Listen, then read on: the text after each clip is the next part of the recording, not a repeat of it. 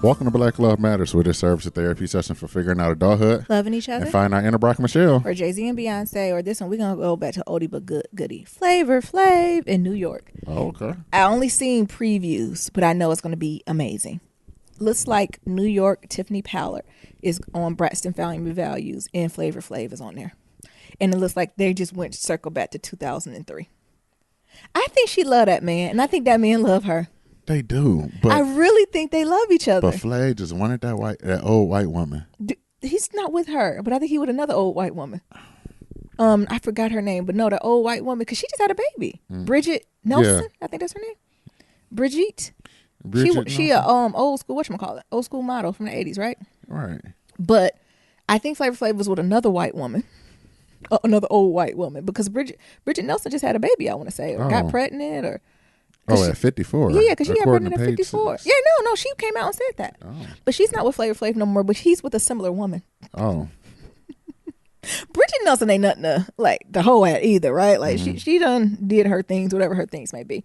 But we ain't talking about Bridget and Flav. We talking about Flav and Tiffany Pollard. Yeah. And she loved him. And I think, was it Kim Whitley? Or was it, sometimes I get the folks confused. I get Kim Whitley confused with who? Is it Jack K? Yeah. It's Kim Whitley. It's Kim. I like both of them, right? Both of them are amazing, but sometimes I do be getting them confused.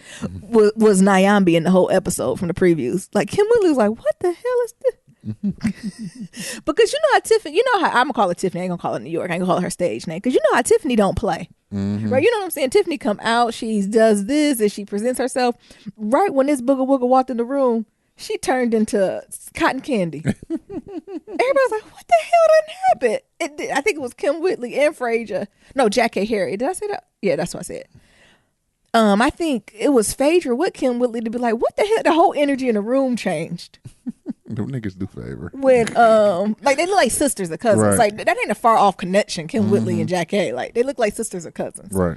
Like, when they're together, you're like, oh, yes, obviously they look different. But, they got the same, like, rounded face. They work similar hairdos. Right. Same complexion, both in the comedy black world. Right. I get it. They both got dimples, too. Yeah, they both got dimples. Like, they look alike. They look similar. You couldn't tell me they weren't sisters or cousins. Right. So I don't know why people get offended. And both of them are queen, right? Like, both of them are like, Kim Whitley, queen of the comedy game, right? Been doing this for a long time. And Jack K. Harry been acting for a while, too, right? Both did their thing. But anyway, back to New York and Flavor Flav. It's something about that love. But Flavor Flav was still with his old booger wooger ass. I don't like to talk about people being booger wooger because I ain't necessarily Beyonce. But for him to then, I think in the other preview, like, she was like, but I love you, Flav, and blah, blah, blah. And him looked like he was looking around for cameras. Look. Oh, y'all can't see me looking. I love you, but I'm in a little situation. Listen here.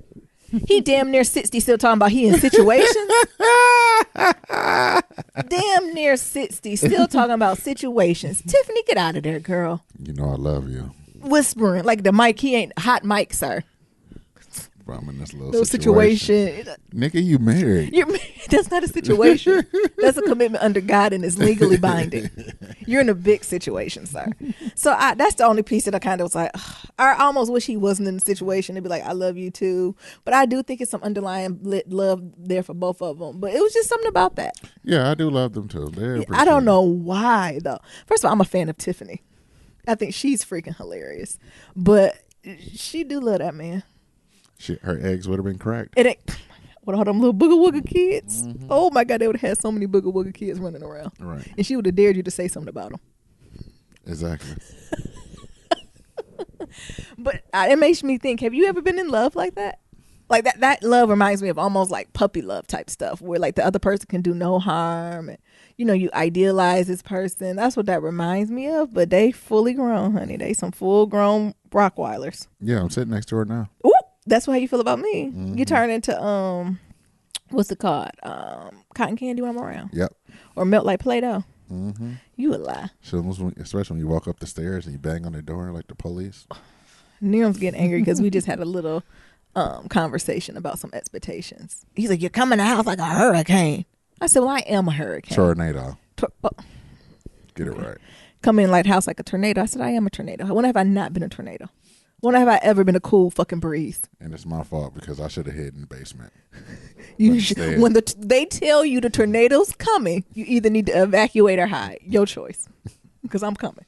I should have hit. But anyway, shout out to Their Love. You got anything else to say about them? No, they dope. Yeah, I think they're iconic. They're iconic when it comes to reality TV. Sometimes I wish moons align and the planets and everything, chakras and Earth will align. Yeah. So they ask if like make it work and like make it work in whatever that way is. Right. Like they might be they'll be in the public eye every 6 months for some foolishness, right? They'll be at the rest of Nobu, and she's throwing a glass of champagne at them. Right. Nothing violent, right? But just throwing a little glass of champagne. But then the next scene, you'll see them kissing on the corner. It's Sister Patterson be fainting and shit. Yes. But I wouldn't be mad if they did make it work. I would not be mad at that at all. I wouldn't be mad if Flavor Flav and Tiffany had a show about them getting married in their life. Yeah. That's really what I wanted Gucci and his wife to do. His teeth are so white. I think those are veneers. Jesus. They don't have medium or low. Isn't it just high? His teeth are just so, maybe I'm poor and my teeth are just dingy. But his teeth are just vibrant white. Look, just put it on medium. I want to go to his doctor and be can I get medium of what he has? Because his is high. Who is you? I'm Nero. And I'm Nyambi. And this is episode 176. So it's 27. I don't know. It's 177. It's somewhere between 100 and 200. Y'all figure it out. It's 177. 177. Happy Monday, niggas. Be sure to leave a 1, 2, 3, 4, 5-star rating and review on Apple Podcasts and on Stitcher. Follow us on all forms of social media at Black Love Matters. That's Black with no K. What's going on? Then first of all, I don't know. Oh, what were you going to say, Nero? Other than you want your teeth as white as Gucci Mane. I do want my teeth whiter. I think I'm very self-conscious whenever he comes on the TV. Whenever he comes on the TV, I cover my teeth. Yeah, whenever we come on TV, you be licking your teeth. Look. I said, is it me? I said, why are you doing that? I said, because I think my teeth is really, really yellow. Because compared to him, see, that's how the commercials my teeth is like beige. That's how the commercials get y'all ass. Because they be like, just do the napkin test. Ain't nobody teeth white as a napkin. Okay. Even a baby. Oh my goodness. Got y'all bleaching y'all teeth, fucking up y'all enamel. Oh, no enamel, just raw. Right. Just tender. I don't know, honey. I just every time I see Gucci though, his teeth are perfectly square and bright. Mm-hmm. And then his lineup, and then his skin be chocolatey. And I don't even see his tattoos no more. I keep telling you, I think they erased them. I don't even see tattoos on that man's face no more. He never have a pimple. I still haven't got his book with the hand with the gold ring on it. Mm-hmm. That might be, I got actually a couple books I need to finish reading before I get to that. But I think that might be the next one. That might be the new inspiration. You can't get no more books because you done bought 3 of them. And the thing is, I never do this. I done started all of them. You read 5 pages or 2 chapters, and then you put them down, and they're like, the book be gone. I meant to read this. And then here comes Nayabi. Where does this book go in color with our bookshelf? You finished reading the book? No. It ain't going in the bookshelf then. Nero won't let me put the book on the bookshelf till I finish reading it. Right. Oh, hating ass Nero. Okay, come on, let me get focused.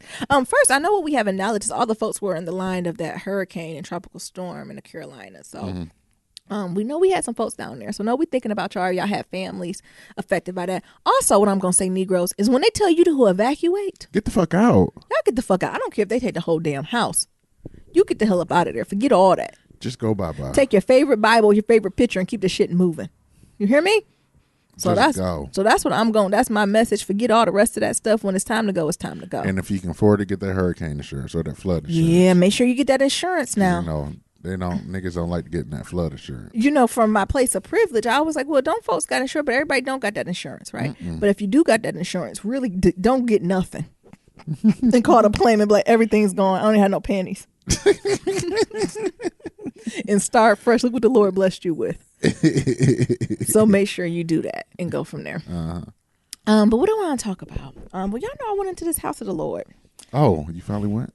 Oh, first of all, I'm always covered by the Lamb. Oh, if I'm in the house or I'm out the house or around the corner, it don't matter. Ain't nobody asked whether or not you was covered by the Lamb. Okay, I just asked did you go. I went in that house. And it was good. It was one time you left the house. I don't think you went. Though. I did go. I was just testing your gangster. I did go. I sat in the car before I walked in the church. But I did go. I don't know if you went or not. Y'all ever know when y'all or coming home or you going somewhere and you just sit in your car and look? I started to ride my bike up to the church just to see if I seen the car there. But I did. Something that they talked about in church was generosity. And I thought it was on time for me in a way that I didn't think it was on time. Because I think I'm a pretty generous person, right? I think I'm a generous person when it comes to my time and even my money, right? But what I'm not generous sometimes is with my own self. Right. So when I'm investing myself and, more of the stuff that's closer to home, it's quicker for me to be like, oh, let me give. But sometimes focusing on, you and, faith and tying that all together. So I thought that was interesting. So the question I wanted to pose, this is my check-in, but I wanted to, you can jump in too on this. Okay, Nero? So just really thinking how generous you are. And, I tell you what the pastor talked about. So if you're looking for this, the scriptures that he read through, because I know some of y'all doing your own devotional, is Matthew chapter 6, 24 through 34. Something also, as I'm on my Christian walk before I dive into that, I think I need to get a little deeper in scripture. So meaning that I know certain areas where things are in the Bible, but can I quote the scripture? Can you? Like off the top without like a Nyambi rendition? No. What's a night? I know what is it, Daryl? What is it? Can't lead a horse to water, but if you put his head in the water, you're drowning. Now, look, is that in the Bible? I don't think that's in the Bible. So, like, even through, something I've been reflecting on, and y'all tell me if this is something different before we get into this generosity. Like, really getting a little bit deeper into scripture, and not memorization of it, but I don't know. Maybe it is a little bit memorization of it. So knowing what my favorite and go-to scriptures are, memorizing, it's something about having that to memory, right? And having that to recite and go back to, right? And about honing in on your craft. Again, if I know, what's that boy new song? Hurting me. What's his name? Domingos. Don't he gotta be like hurting me. What are you talking about? Quavo? Yeah, what do you say? Working me. Oh, whatever. But like that's what I'm saying. I already got that memorized. Kinda. Like, I want to say that's memorized. Or different songs, right? You know what I'm saying? Memorized, or just different things memorized. But there's certain scriptures that if I say, I'm on my crooked path, so I'm learning, that I don't even have that memorized. If I could memorize Cardi B's Bodak Yellow, right, I can have at least 1 or 2 go-to scriptures that I shouldn't have to look back and say, wait a minute, I think that's in Matthew. Like, it's just something about as I'm maturing on my walk, just tighten up what I know in my word. That's all. Is that weird? Yeah. You said it is weird? No. Oh. Yes or no? Behold how precious it is for brethren to dwell. It's like the precious ointment upon the head that ran down upon the beard, even Aaron's beard. Wait a minute. As he looked over Mount Zion and said, praise the Lord, or some shit like that. Wait a minute. What scripture is that, Deacon Nero? Nero just held devotion. May the Lord add a blessing to the reading and hearing his word. What you mean? Even though I believe in... I'm just saying, but that's what I'm talking about. But you ain't got not one? Like I do, but not to the point where I can guarantee every single word is the same. I think that's Psalms 133. Did you know what I'm saying? Like, I do, but not to the point where every single word I'm confident in. Does that make sense? It's a certain confidence. Yeah, it's a few of them that I got. I got the gist of it, but having the confidence behind it is something lacking there. And I think as I'm going on my walk, I want to just tighten that up a little bit. Oh, I was close. Oh, how close were you? Very close. Were you going back?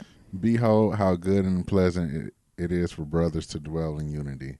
It is like a fine oil upon the head that ran down upon the beard, even Aaron's beard that ran down to the hem of his garments, like the dew of Harmon that came down upon us of the mountains of Zion.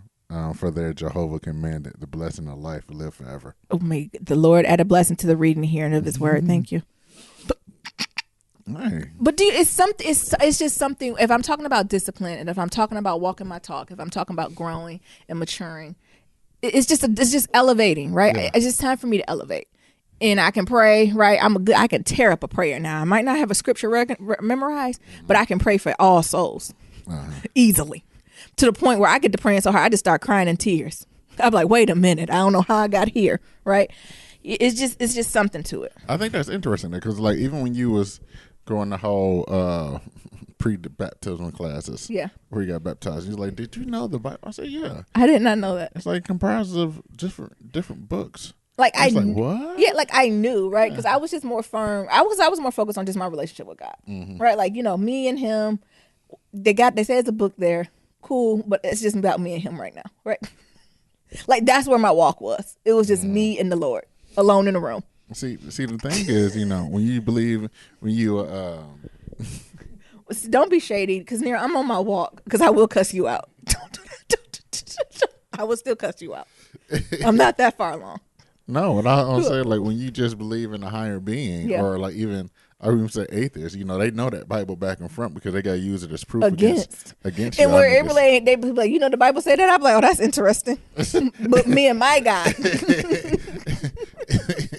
I can tell you what me and my God talk about, and that's not on our agenda. Because I know a few atheists, but thank you, that just knows the Bible just better than anybody. Than the pastor. They use that shit as receipts. Yeah, receipts. And you know me, I do it passively. I said thank you for that. But me and my God, this is what we do when our conversations and that. So again, I don't think it's a wrong or right way to do it, but I just think as I'm going on my journey, I'm at the point where I just want to dive a little bit deeper. And I think that shows commitment and discipline. Yeah. To have certain things memorized, or just the more intentional with the readings, right? And it is not to the point. It's no longer okay for me to be like, well, all right, because that's what I would say to people. Like I wouldn't argue. Like I just be, oh, that's what it say. Yeah, I still love the Lord. We all on a crooked, like we all on a journey, right? I would be more passive, where I should have something a little bit more firmer to say as a Christian, right? Not as even a backup, but just to say, well, this is interpretation, that type of stuff. So y'all be with me as I go on this journey too, and hold me accountable. So hopefully once a week I should at least come with a different scripture of something I'm learning about. But anyway, this generosity, he read from Matthew chapter 6, 24-34, if y'all taking your notes in your devotional. But anywho, I'm gonna just give you a summary. I ain't about to preach or nothing. The overall takeaways was that, sometimes we got to talk about money. Like, we have to talk as money. And I didn't take that just as a spiritual community, but just as a community as a whole, just as a brown community. We have to talk explicitly about money. And just this idea of, what is the purpose of money? Like, now, if you hone it down, what do you see as the purpose of money? Coming from your philosophy. Of course, a spiritual lens is a little bit different. Like, what is your philosophy around money? You don't have to answer it if you don't want to. I don't want to put you on blast like that. You didn't ask 3 different questions. Oh, what did I do? Y'all know I ain't even on no caffeine, just sugar. You asked me what was my personal philosophy of money. Yeah. And then what money means to me. Yeah. And then I forgot what the 3rd question was. Then the spiritual lens. It's kind of making one question, so you can just answer whatever one you want. No, so what? I'll start on their end first, and if you want to add in, how about that? Okay. So the idea from the spiritual lens is that you have money, right? So we give to give back and to give again, right? So you get it to give, then you'll get back, then you eventually give it again, right? So it's this cyclical cycle that you're supposed to use for resources and or money, right? Because it depends on what context you're in. Money wasn't always a thing. So whatever resource you have, whatever be, and that's what also the pastor made clear. Like, if you on your last, don't you come up to this church and give me your last penny, right? Like, I need you to pay your rent. I need you to make sure your kids eat. But with that said, if you're a Christian, right, and fine, you got to pay your bills, God also has given you other gifts. So maybe your gift of generosity is your time, your resource, your knowledge, your mentorship, right? That's what something you have to be generous with, and being, having your wherewithal to know the difference. So that's all I'm saying. So in that context, Naren, what do you think about it?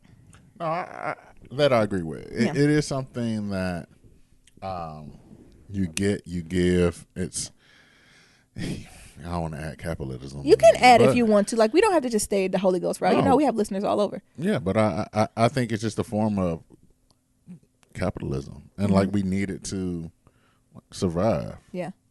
And it's crazy though. Yeah. Like how we value something that, I would say paper, but cotton. Yeah. This piece of green whatever. Yeah. Yeah. And put so much value on it, when in all actuality, if we went into a state of emergency. Yeah, one of those. If it would turn into American Horror Story apocalypse. If we turn into that, like, ain't nobody really worried about cash. Like, people want tangible things. Yeah, food, water, resources. It's just interesting how it's a security blanket, right? Mm-hmm. It's a false sense of freedom, false safety net. But come on, we need it, right? Absolutely. And I mean, I think that's when the pastor led into this idea that you can't serve God and money. Like the idea is we're either indentured servants to God or we're indentured servants to money. And that's kind of what you were getting to say, right? So you're constantly tied to getting this money to get to whatever the end point is. And also, you know, he went on to talk about, mind you, y'all, this is church, right? So this ain't normal Baptist sermon. Right, you know, this is something that we don't really talk about. And the idea, then he went on how money colors a lot about how we think about our lives, you know, how we tie it together, and just rethinking that. And he said the church is the place where we need to start having conversations about money again. He said what's going on in a lot of churches is that it's one of two things. So it's unspoken. So there's no talk about money at all, meaning that you just put your money in the tray, and then somebody then take it upstairs or in the back or hide it. You ever seen the folks when they be giving the offering and there's always one person that put their hand up after you pray over and they sneak in the back to go do something? I'm not sure what they're doing. Counting it. Sure, right. But it's still not, unless you have your church monthly meeting to be like, oh, this went for this fund, this went for the pastor's fund, right? Things from that nature, right? Or he said it's the opposite. So you preaching these other churches are preaching these prosperity type stuff, right? So if you give this money, you go get more money. And like this, like, well, wait a minute, that ain't how. Well, you know. And the pastor's like, now, wait a minute, I'm not saying you getting some point, right? You know, it's not appreciated, right? Well, what's that parable? You can't, closed hands can't receive anything. So if you have your money, your hand closed. And I believe that too. You can't give nor receive. But he was even saying like we need to flesh this out a little bit more, right? So even with the prosperity teaching, like, yes, we all can get it and we should give, but what are you putting in place to ensure you getting something back, right? And that's when he went on is the church is not teaching people how to give. The church is not teaching people how to be generous. The church all day will teach you how to pray, how to lead a group, right? How to, you know, all types of stuff, right? The church is teaching you. They got the Sunday school and how to be a lady, couple ministry, men's ministry, virtue, you know, alcoholic ministry. But there's no ministry where it teaches you how to be generous or navigate your money, or what does it mean to be a giver and what does it mean to be generous. So there's other ideas. So even outside of church, we just don't have a group of friends where we meet and we hold each other accountable for money. Like, that's a word. Like, and why isn't that being taught in the church? To say, yes, you should be generous, and yes, you give to God and do all this stuff, but do you know how to make a budget? Because the thing is, you don't even know what your 10% is. No. Because a lot of people are estimating, oh, this probably about my 10%. When sis, you done did your monthly budget, your 10% might be $5, right? You know what I'm saying? And that's what the pastor's saying. So a lot of y'all out here thinking y'all need to give X, Y, and Z, but in actuality, you at a different level, right? And that helps us as the church to know that, right? Because you already done budgeted accordingly, so it don't hit the fan for you ever, right? Because you are a good steward of your money, and by you being a good steward of your money, everyone becomes good stewardesses of their money, right? And the church was quiet. Yeah, look, you could hear this. Look, you could even tell he was like, "Well, I know y'all blood pressure steady rising. I got 20 more minutes though." Look, because you get in there, you be like, "Is it 10% gross? Is it 10% and that's what he's net? saying. And that's what he's saying. Is like 10% after you pay all your expenses?" Yeah. Like, and that's the thing he's saying. Like, do we have these real conversations? And he's like, you know, do not argue. Like, where do we pull this 10% number from? And like, you know, if you don't got the 10% to give, is the goal just to give more than you gave last year? Right? You know what I'm saying? It's about having these real conversations with folks. But I even appreciated the idea of having a group of friends that you meet and you hold each other accountable for money. This is the folks that be like, nah, y'all be too much on the Holy Ghost. We get off the Holy Ghost. So getting off the Holy Ghost, like, do we have spaces where we get with friends and we talk about this now? Because, you know, the word that got me, because he said greed is subtle. Come on, Bobo. He said greed is subtle. You don't know you done overstepped in greed till you down the road with a fur coat and Versace dishes with $10 in your account. Do you know what I'm saying though? With this idea that greed is simple and we don't know we cross the line until we do. So this idea of money and possessions, right? So monies and possessions. I don't even know where to go. It was just so many things that he was hitting on to say like in the Bible, he was even saying, like, this is where you're talking about the enemy. So remember we talked about the groups and greed and being subtle and having these conversations with us. So say we're in a group of friends and we all put our finances on the table to say, this is my budget. This is what I spend. This is what this looks like. And do you have anyone that's close enough to you to be like, hey, brother Niram, I see you brought all this stuff to me, but from looking at your budget, your take home, your bills and everything, your debit credit ratio, everything you need to do, it looks like you may be suffering from a little greed. How do we work through that? Like, what would that look like? That's the thing, though. Shit. Like, that's a reality check. That's a reality check. But also, like, the whole thing of, isn't the goal to get a good job and to make as much money as you can so you can pass it on to the next generation? Say who?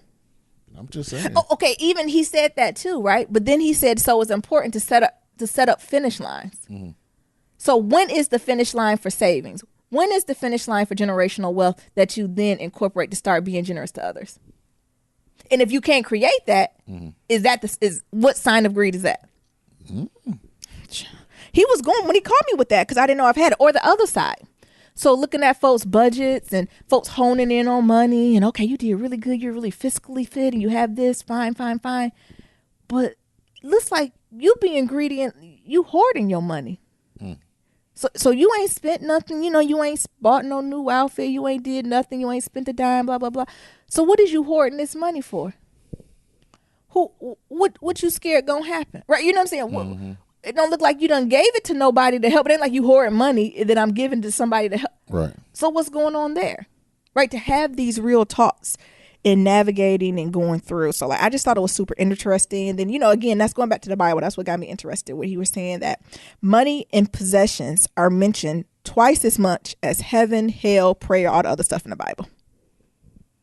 So again, why isn't this something that's forefront in the work, right? When we're going to church and sermons, themes and stuff that's going on. Twice as much money and possessions, which are linked to worry and all that stuff, is mentioned.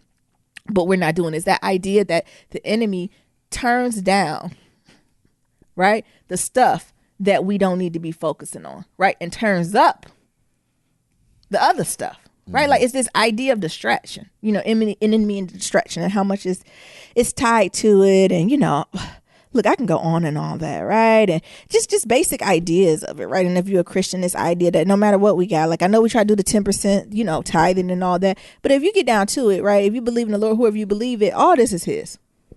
Nothing you bring in, nothing you do, nothing that comes in is yours. In actuality, it all kind of belongs to him. And, you know, and if it all belongs to God, right? And say we go up to where we gonna go up the gates of heaven, and God was like, I'm an auditor. I want to account for all the pennies, all the money I gave for you. When you go up and do that accounting, is God gonna be pleased?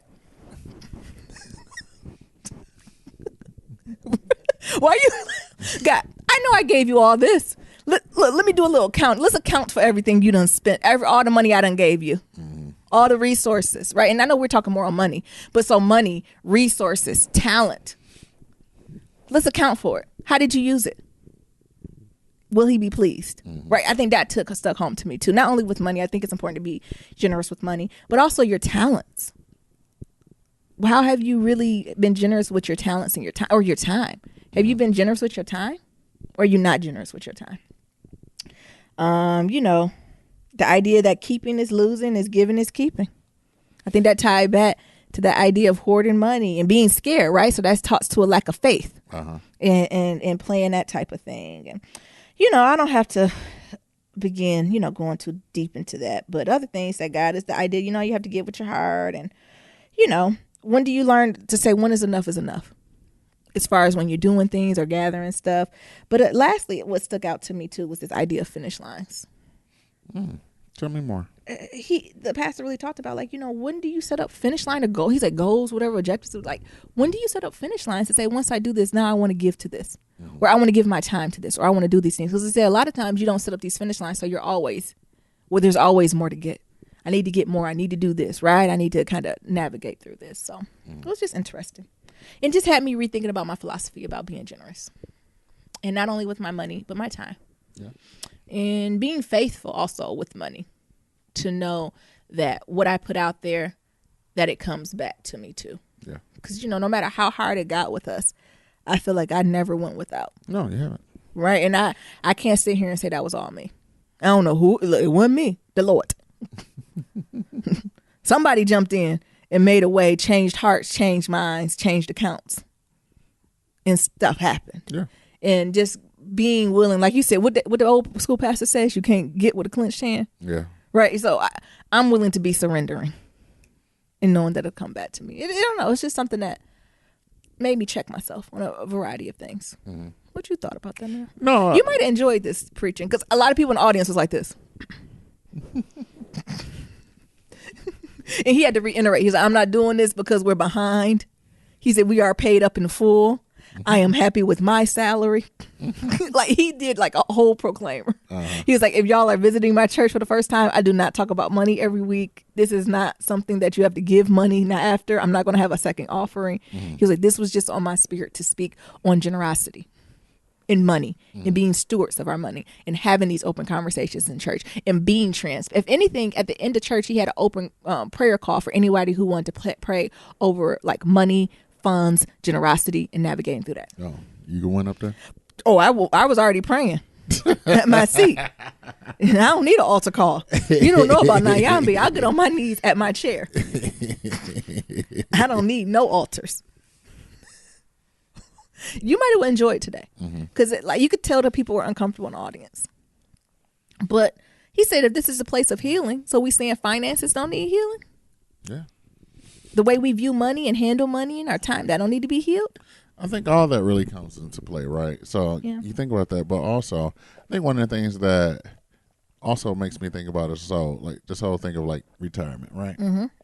So we're all living longer, and the old adage or rules of thumbs for retirement really don't apply.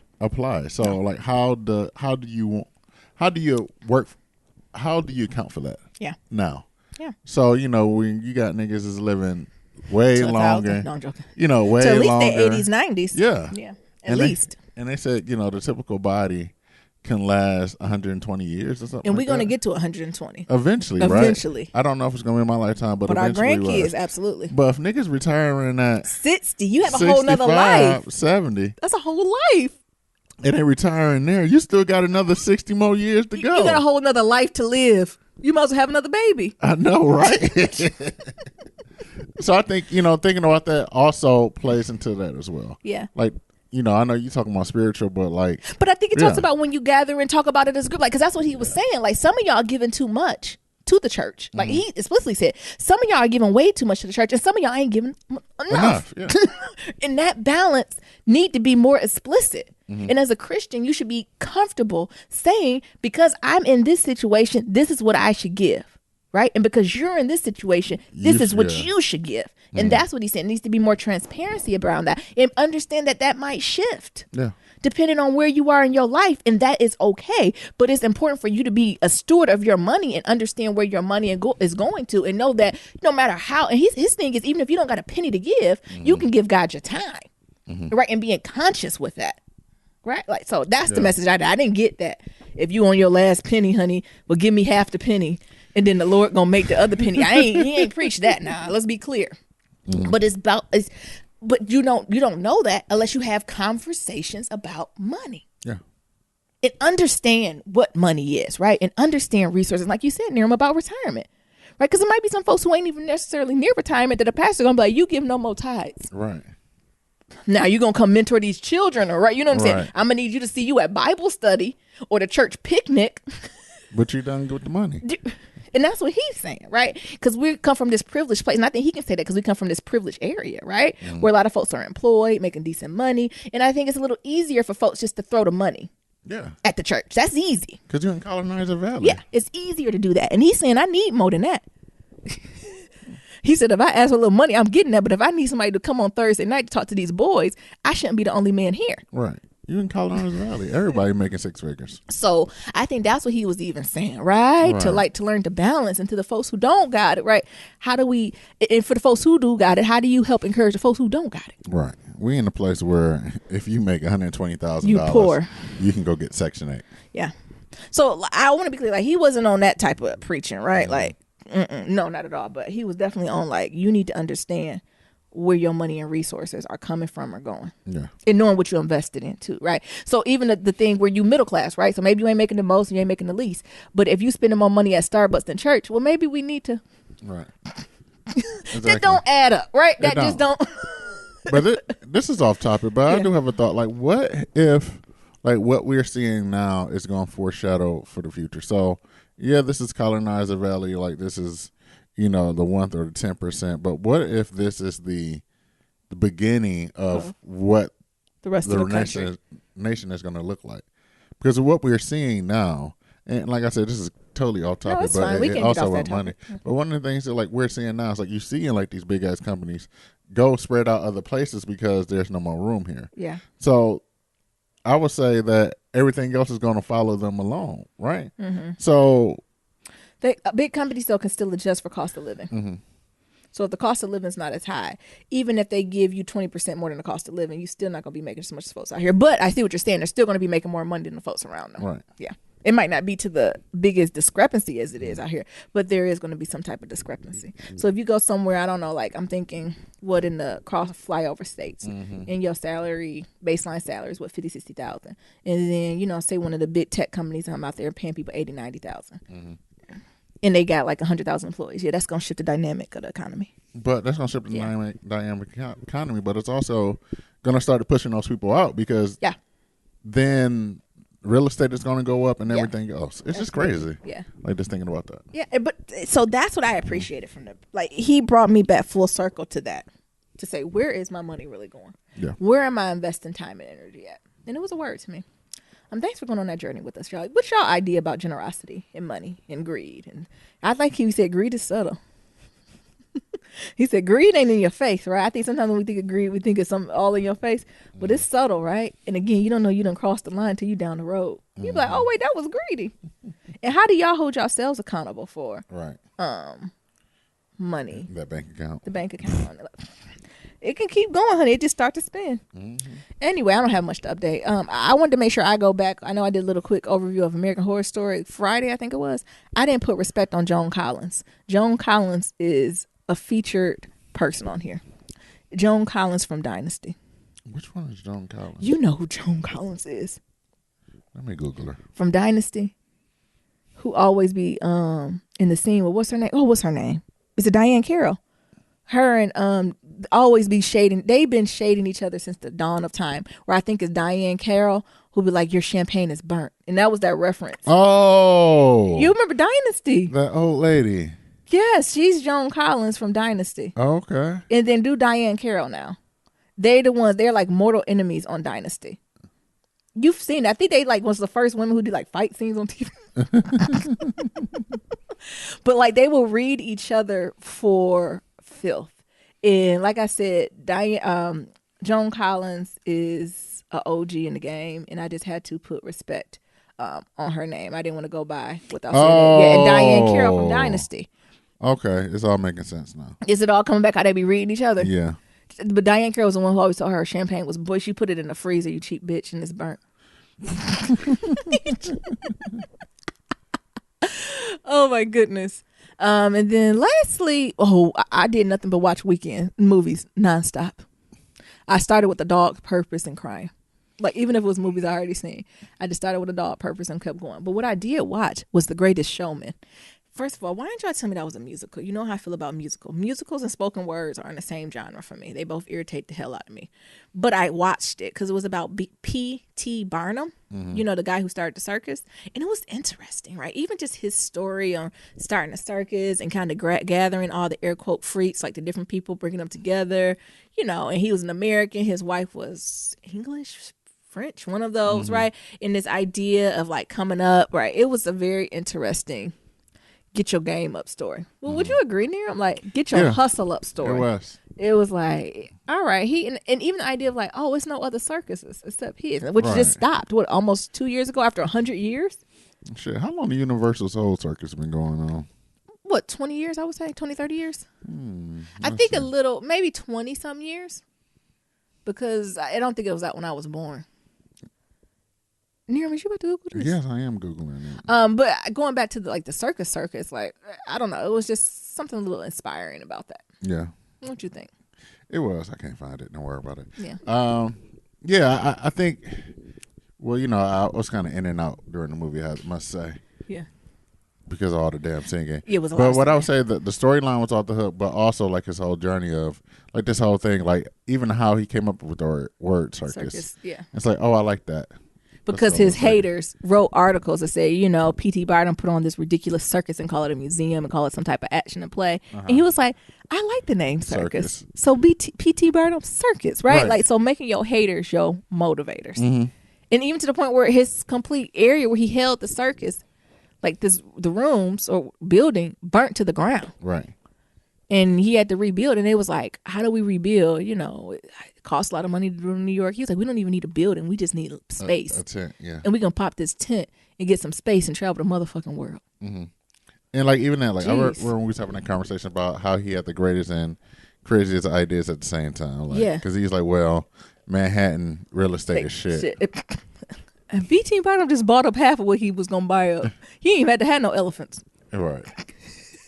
Manhattan real estate is shit, but we can have a tent. Yeah. It's Both like, great ideas, though, Yeah. right? But for different reasons. But imagine if he kept like that whole, those like 3-4 blocks that he yeah, owned. like if he only knew. Yeah. If he only knew. He should have just held on. If only you knew. But if he just kept that. But even a brilliant idea to get a tent. Because you don't have to pay for that. No. Yeah, it's brilliant. You can just rent that and just go wherever the hell you want to go to. Mm-hmm. Yeah, it's just traveling. I think it was a great story, though. And taking chances and then believing in yourself was a lot. Yeah. And very few white people you see that was poor. So he started poor. He was literally an immigrant from another country. Like his parents were immigrants from other country. Holes in shoes, like eating rice type shit, like poor. I think the other thing to think about is like when you see these rags to riches stories is that they're always trying to fit in with the dignitaries and shit like that. Yes, that was so interesting. Like even now, I even think about it like how you get all these new money niggas and because we out here amongst new money. yeah, And it's very interesting to see new money, especially the immigrants, right? Yeah. So in Colonizer Valley, it's a lot of foreign people and not necessarily the foreigners that you think come with money, right?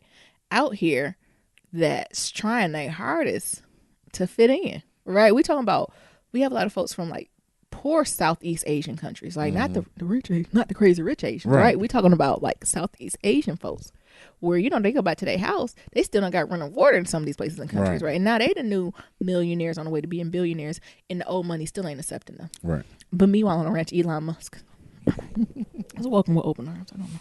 right. It's very interesting. It's just crazy, like how all that shit ties into whiteness. And privilege.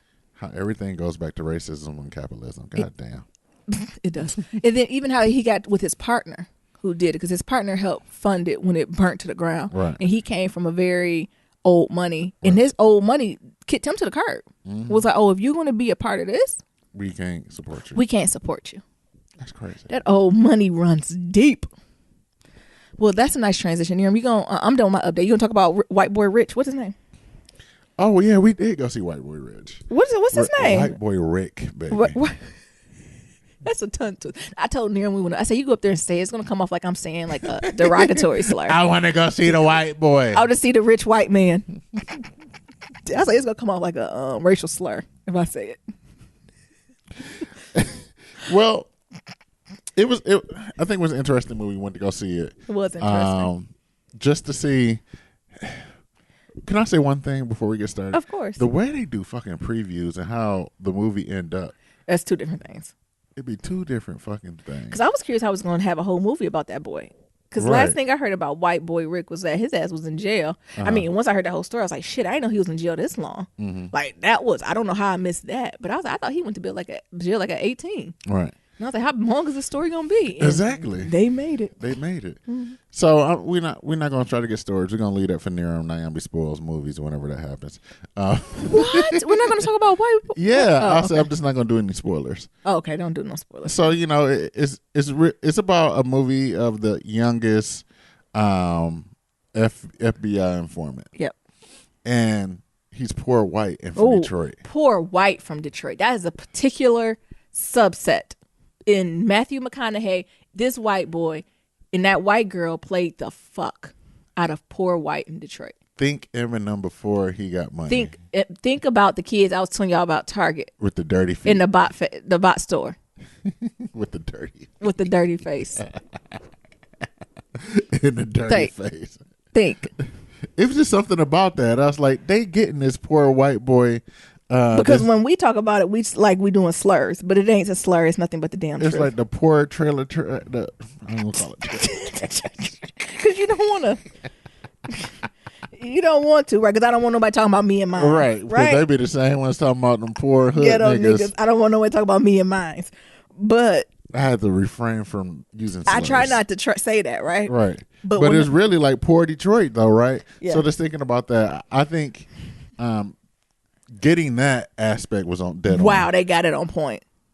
They got it so on point because you know white people like that. Yeah. And you be like, go on, Linda. Oh, drunk ass. On that shit. Yeah. And even in the way they speak. Right. Sound like they're white, right? But they still got a different tone to their voice. Oh my God. Right. Matthew McConaughey, he got the epitome of white daddy at these gun shows at Gibraltar. Yeah. That's how them white people be at Gibraltar Trade Center. You couldn't pay me to go to Gibraltar Trade Center at a gun show. Because that's all they be doing is trading guns and you to go selling them on the pay street. me to go up into Gibraltar with them white people and them sawed offs. You couldn't pay me. I know we're not giving the story. No, away. we're not. But I would say the way he got into it was poverty. Yeah, like absolutely. And y'all know I ain't want to take up for white people, but absolutely poverty. And I actually would blame it on the FBI. The reason why his ass got into it. Oh, absolutely. It's fucking his fault. They fought. It's a piece of the FBI. It's 50-50. It's some daddy, so it's some your upbringing, right? Because daddy should have been a little firmer. Yeah. Poverty and the FBI. Absolutely, they all get a third of that. Because they gave his ass a quarter for a break. Jesus. And said you can have the money. Yeah. His dumb ass took it. And the thing is, so that even gets to me to show potential, right? So he was smart enough to be able to chop this up, get a crew, and sell it. But remember, he was saying words wrong. Like he ain't understand what certain words meant. Yeah. It's like, what the fuck? How you missed this? And then also, I know the Detroit people gonna be butthurt about this. They dragging Coleman Young. Ooh. And I know he our Prince and King of Detroit, honey. But I forgot who's that Oakland County Commissioner who could not stand Coleman Young. Yeah. Be like, you and your family, y'all over there running the drugs. And Coleman Young be like, shut your white ass up. Your family selling the drugs and Gil Hill and all. Like, yeah, they was naming names that I almost cringed a little. Ooh, it was so much beef back in the day. So and explicit. Y'all talking about Kwame Kilpatrick. And y'all talking about Kwame. Coleman Young, nigga. Google him. And not just Coleman Young, his people. Right. It was super, super interesting. But at the end, are we going to give like that he was? Yeah, we can talk about that. Yeah. Like how. I'm trying not to say it without giving it away. No, we can just go out and say it. Like how he was the longest serving non-violent offender. Yeah, in life. Life. Longest serving non-violent offender. This man just got out of jail 2 years ago. He served over 30 years in jail for a non-violent offense. Right. Get the fuck out of here. As a child. Right. I don't care what nobody say. He was a child. He was. But another thing, his ass fucked up because his ass went to jail for a black crime. Because he's selling crack. He wasn't selling coke. Yep. You gotta get that right. He was selling crack because he's in Detroit. So ain't no coke man. So his ass got sentenced for a quote unquote black crime. That's the mandatory maximums and stuff. Even though crack and coke is the same fucking thing. It's just boiled down with some baking soda and the same. Yeah. I mean, it's tossed to the mandatory minimums. Yeah. And let's talk about like all that RICO shit. Right. Yeah, it's crazy. Yeah. Go see it though. It's interesting. Yeah. I mean, then also we talking about the fashions. Yes. The furs, the cameos. So they had like Danny Brown, who's also a Detroit rapper in there. Yeah. They had somebody else who was also like a Detroit rapper in there. They got a lot of people from Detroit. They got the essence of Detroit, especially the old school Detroit. They said soda too much, and we don't say soda. Yeah, we don't say soda. We say pop. We say pop, but we can let that slide. But it gave me the essence, like even the skating rinks, it gave me Detroit real. Eastside Skate Land. I wonder if Eastside Skate Land? I pray it open? ain't. It need to be closed right with Eastland Mall. What? Is Eastland Mall closed yet? No, Eastland Mall is still open. Oh, that must be a drug hub. Who's going to Eastland Mall? Shout out to the people in Detroit. Who's going to Eastland? During any hour, day, night, it don't matter. Yeah, Rural Skate Land is still open. What you talking about? Who goes there? I don't know. They gotta have skating at 6 a.m. for me. Look, let me see the Yelp review. What they? It's probably good. I'm sure it's litty lit. Rural Skate Land on the east side of Detroit. It's still open, rolling since 1972. Yeah, I bet it is. Did you ever make it all the way out there? No, I stayed on my side. You went to Northland, did you? Yeah. Oh. I didn't go play. What am I playing on the east side of Detroit for? Y'all niggas a different breed. Private parties. Ain't nobody giving no private party for them. Oh, it was only $300. Who's going to pay more? I always wanted a skating party. And your mama said no. And she said no. I wish I would have known it was only $350 to have my own private well, party. back then, hopefully it wasn't that much. Shit. That price is probably about like. Oh, I'm so mad. Did it come with a pizza? No, I'm sure you had to bring everything else in. All right, now, come But on. What else are you still, talking about? I was fucking pissed. That's all I wanted was a Old school Sundays, adult night 25 and over 9 to 1. All right. Yeah. That might be fun, but I'm not going. What street is that on? Alter Road. Hell no. Oh, scary ass. Yeah. Bring a gun. Bring something. No, I'm not going. Yeah, so they got it all with the skating too, because back then Detroit niggas Huge. was all into that fucking skating. I feel like skating really ain't come off until like the early 2000s. I remember skating as a kid. Mm-hmm. Not even knowing how to skate. Yeah, I think like once I got to high school, it kind of fell off. Yeah, I agree. Middle school, we was all on it though. Mm-hmm. That's all you wanted to do. Skate. Oh, can you imagine having Uber? You had to worry about asking your mama to take do you to nothing. skating. Oh my God. Oh my God, that would be Would've been amazing. brilliant. I'm sure the mamas like it too. Right, Mama, I'm about to go do this Uber. can you drop me off at over Reggie's house? No. Or getting on the phone tree, like, all right, I'm gonna get my mama to drop me off at your house, And can you do this? Yeah. and then you gonna get your mama to drop us off over at her Skating, house, yeah. and then they gonna drop us off at daddy skating. gonna take us skating. Right, and then at night we all gonna spend the night over your house. Yep. His parents be like, I'm not driving more than once a day. I'm not driving. Y'all not gonna be wasting up all my damn gas. And they weren't even far away. But That's yeah. how Nayan be right now. Yeah. I be wasting my gas. Come on, what else? Other than that, like I watched American Vandal, which I'll talk about in a minute. But also, y'all know I'm training for a New York City Marathon, and I did one of my long runs. So I did 18 miles. Ooh, honey. Y'all hear this on Saturday. So just doing that and just like reflecting on that and just trying to heal. So I don't know if I ever mentioned to y'all. So it was this lady that I call her Chatty Cathy, and she was at the race. So Naomi finally got to meet her.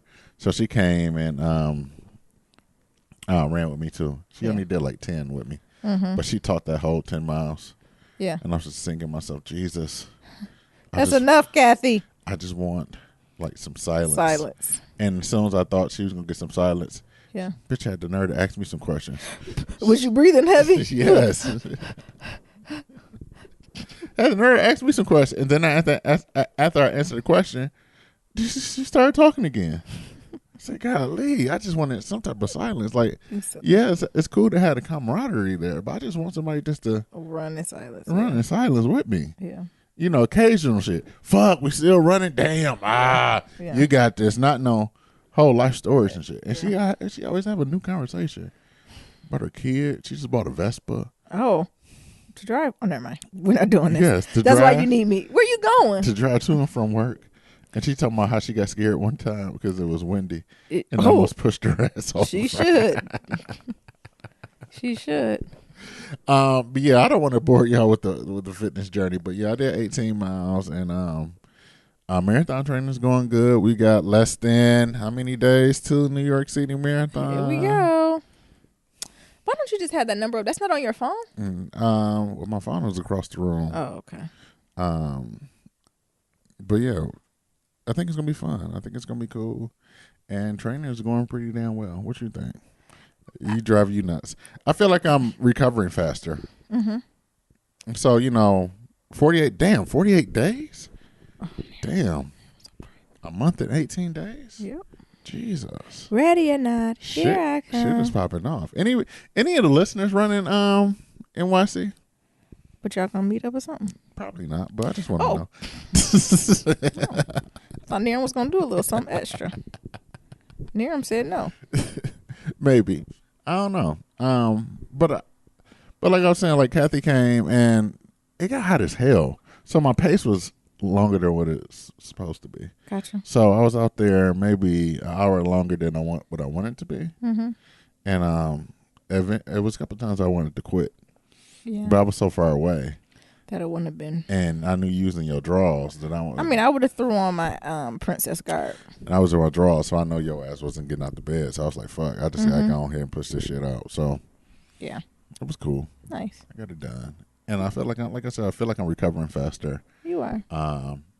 Than I did when I did it the first time around. I'm sure. And then also like when I did it, what was that? 4 weeks ago? Mm-hmm. When I did 18? Maybe it was 5 weeks ago? Yeah, you did it quicker. And then like I just feel like I'm recovering faster. You so are. I think by Monday, by the time y'all hearing this, I'll just be walking with no limp, no nothing. Like I ain't even did shit. Oh. Just why I'm an OG. Gotcha. Niggas. Other than that, while Nyambi was watching that stuff, she finally gave me the remote, and I watched season 2 of American Vandal. Jesus. I love that show. Mm-hmm. I love that series. Even though I know it's not real, I still love it. I still get into it like it's real. Yeah, I know you do. I know you do.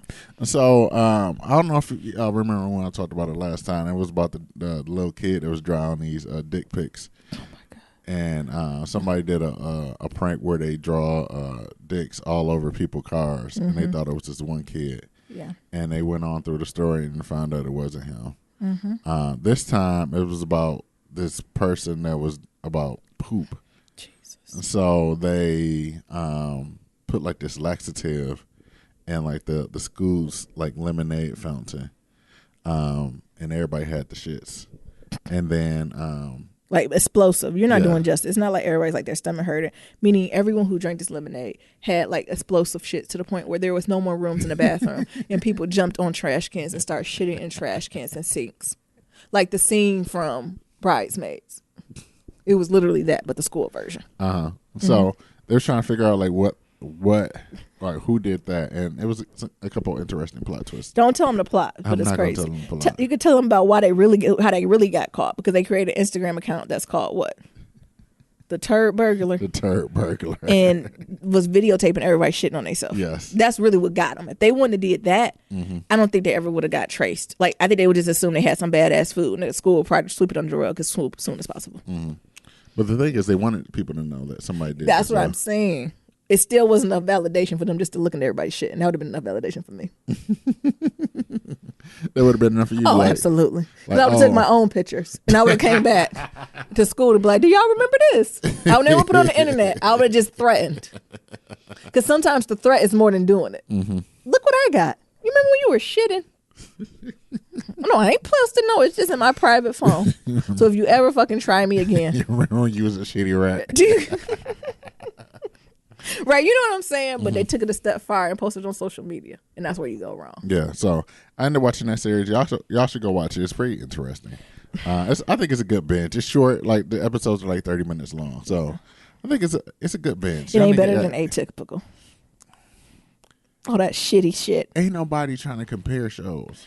It ain't. I seen this shitty shit stuff and I was just like, in the school rich. Like they had things where they was comparing like, oh, I don't drink lemonade, I drink horchata. Like it's just rich white people problems.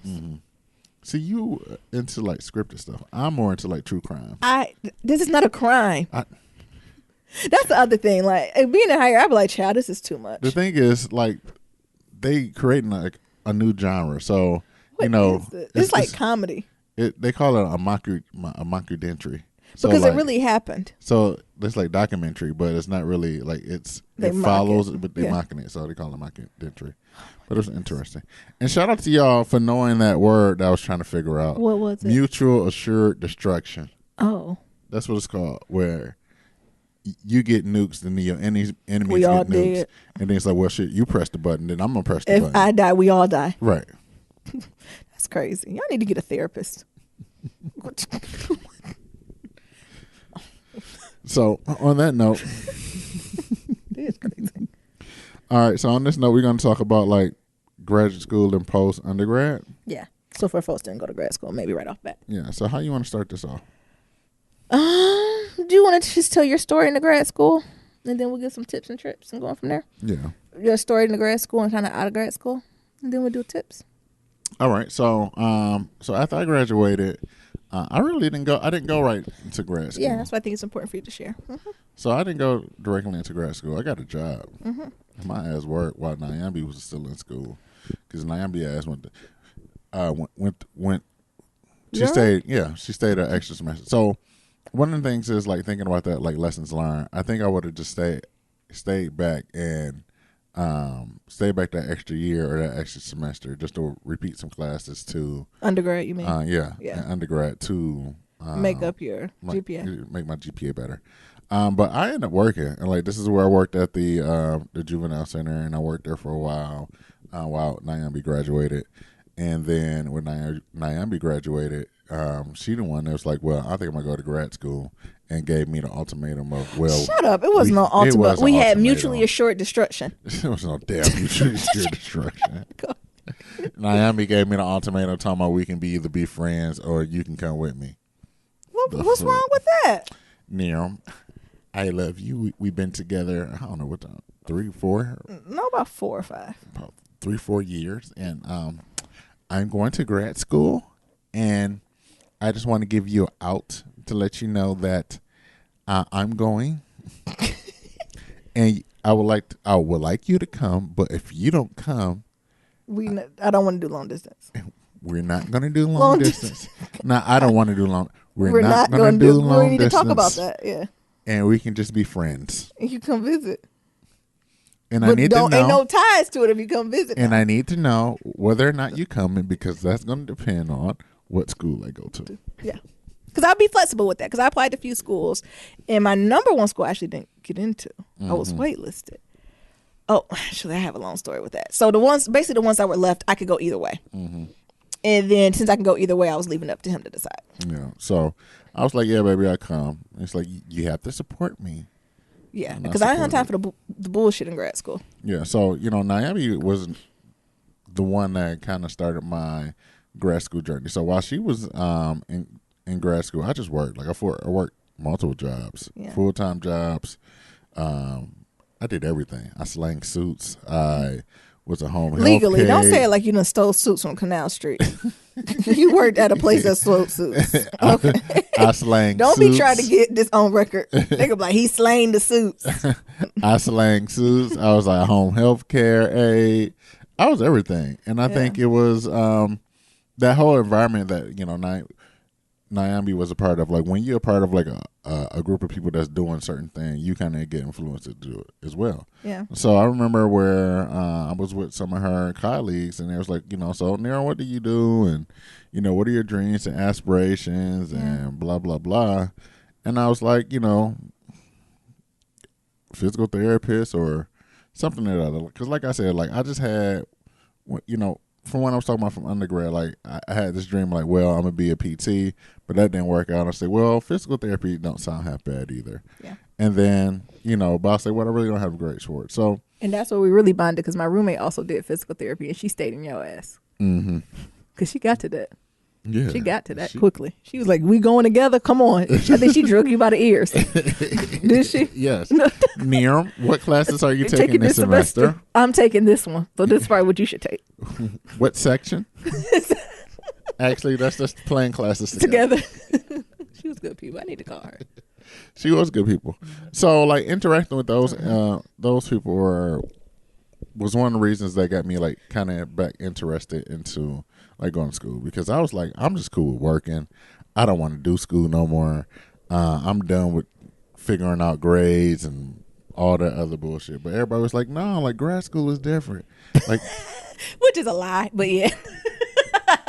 like you ain't got to worry about studying for tests and doing all-nighters. You got to and worry shit about like studying that. for your advisor. That's who you got to study for, honey. You got to read their mind. That's the study. It's like being in a gaslighting relationship. Right. Mm-hmm. So, Let me stop.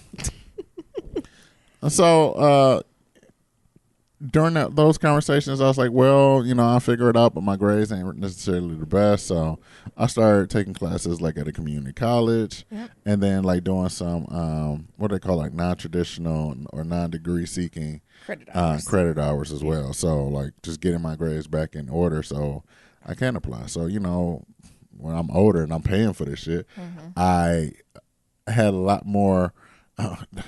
Had a lot more respect for the power of dollar. Come on. Generosity.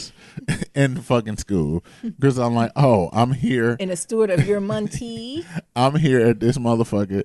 It costs X amount of dollars per credit hours. And I'm paying for this shit out of pocket. Yeah. Oh, I want an A. Yeah. Ain't no student loans here. Yeah. I'm actually coming out my own pocket to pay for this shit. Yeah. I want A's. Yep. And just going through that whole process. Come on. It's a different sense of gratitude, right? I almost wish undergrad could start later. I don't know how that would work in our society, but I feel like if undergrad could start like at 20, I would have a completely different appreciation for it. Yeah, than I agree. did at 18. And I think that's one of the things that really got me like focused, is because like, all right, I'm paying for this shit out of pocket, and it's something that I really got to want to do, right? Yeah. Like I think undergrad was like, I think high school 2.0 high school. Exactly. Like you just do it because your parents like, oh, you got to go to college. Yeah. So you'd be like, well, fuck it. They said I got to. Or this is what I'm supposed to do. Right. Really, without a rhyme or reason. But I think that second time around, like after I graduated and I was paying for that shit out of pocket, that's like when I really got focused. Yeah. And it was just interesting to interact with these students who didn't go to a 4-year college straight out of high school and was there. And I'm like, y'all on some bullshit. Yeah. And like seeing myself in these kids like, now I know why your ass at a community college. Yeah. Why your parents told you you can't go to you ain't going to no 4-year when you ain't paying for that shit. And your ass gonna take stay your home. ass down the street because to the school craft. Because your ass is on some fucked shit. Ain't nobody spending this money you trying to figure out what the fuck you want to do. You coloring by numbers. Exactly. No, nobody got time. So I still went along with that trajectory. But there's nothing wrong with a community college. Like I want to be clear, right? I think that trajectory is important for some to be as successful as they need to be. Right. I agree I agree with that, and I'm not downplaying that. I just think that, from my experience, like seeing some of those students and be like, oh, they needed to be there. Like that's where you needed to be. This is a smart play by your parents. Yes, smart. Yep. Oh, you on that fuck shit? Yes, you are gonna go to community college. Yep. And your ass gonna stay home. Yep. Cool. Roommate? Nigga, no. No. I'm your roommate. Underage drinking? No. Nigga, no. So you can catch a felony? No. Nigga, no. You're not the smartest. So you can go to jail? You are not the smartest crayon in the box, right? You're not the brightest one, right? You're not the sharpest tool in the shed. Get caught up. The way the justice system works. They're right. You have to know your children. You have to be willing to be honest, even if it hurts their feelings initially. Right. Come on. So, like, I took it 2 additional years to just take some credits over, some classes over that I didn't do well with during undergrad, and I was still going through that trajectory of like physical therapy, but it just didn't work out that way. So I went and I got another degree that was in like health base, and I think that whole process was interesting, right? So, A being the first blank in class all over again, but also like the playing field is completely different. Yeah. So where I think, whereas undergrad is for like regurgitating knowledge, like somebody tell you something, you memorize it, and then you just repeat it on the test. Absolutely. Grad school is not the same way. No. I remember having one class and only had one assignment that whole semester. So, like, what they say is that, undergrad is for memorizing and grad school is for, like, creating knowledge. Like creating knowledge. So asking and answering questions. Exactly. Undergrad, you ask questions and you get an answer. In grad school, you ask it and you get the answer. So, what I did like about it is that it kind of brought me back to, like, the Black college days, because it was, like, smaller classrooms. Like, absolutely. It's very focused. I would say at least 80% of graduate schools are smaller class. Only way you can have bigger ones if you go to professional schools. So professional schools are like JD, medical school. That's going to be a little bit mimicking undergrad still, especially the first couple of years. Yeah. So I like the fact that they have the smaller classrooms, and it was just mostly like dialogue. Like I remember that like all of it was just we read something and then we just talked about it. And I was Please, like, oh, not shit. read. Don't lie to these people. You read a whole book on Monday and you talked about it on Tuesday. Like, want me to read this whole fucking book? That's take time to get used to. It do. But go It ahead. do. It's very reading intensive. Yeah. But it's just like formulating opinions. Yep. So like everything that you read, Confidently. you want to have some type of formulated opinion about this And shit. criticism. Yeah. And if you Good can't or find a bad. criticism, there's something wrong. Yeah. And then you trash. Yeah, you trash. Because you can't think critically. Yeah. Yeah. I'm trying to remember like other points about my grad program. I would think that the other thing is like getting to know your advisor. So key. So my advisor was like this old traditional Iranian woman. Oh, she was life. I don't care what anyone says. She was life because none of my advisors, all my advisors was old white women. Who drove a Mercedes Benz Yes. With and rings had on all her Gucci fingers. bags And rings. But it's no money in academia. and red bottoms. And she always talked about how it was Ain't no no money money in academia. and money. And in she don't know academia. about our hood rich ass. We know every brand she got on. Right. Meanwhile, One time, I remember being in a meeting with her, with you, or something was happening. And then I complimented her ring. I said, that's a gorgeous ring or a bracelet. Is that Cartier?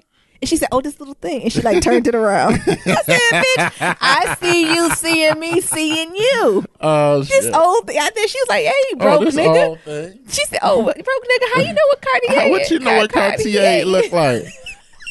You know, because niggas in Detroit, Cartier. Yeah. Then we like, is that Cartier? Cartier.